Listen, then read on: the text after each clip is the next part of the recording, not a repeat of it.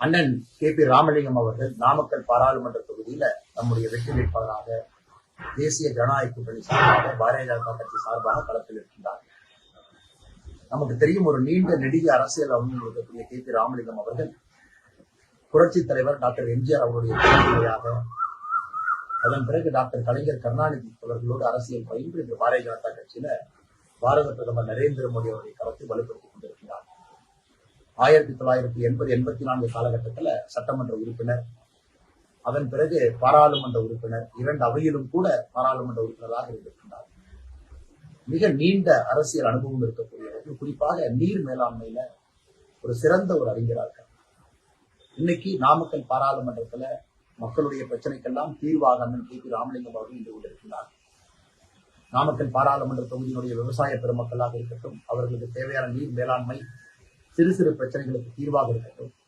அதே போல நாமக்கலை பொறுத்தவரை இந்திய நாட்டோடு முழுமையாக தொழில்துறையில் இணைந்திருக்கக்கூடிய ஒரு பகுதி. முட்டையிலிருந்து, லாரி டிரான்ஸ்போர்ட்ல இருந்து, டெக்ஸ்டைல்ல இருந்து, எல்லா விதத்திலும் கூட நாமக்கல் ஒரு முன்னோடி பகுதியாக இருக்கிறது இந்தியாவுடைய வணிகத்தில். அதற்கு இருக்கக்கூடிய பிரச்சனைகள், கோரிக்கைகள் அனைத்துக்கும் கூட மத்திய அரசு தீர்வாக அண்ணன் கே.பி. ராமலிங்கம் அவர்கள் இருப்பார்.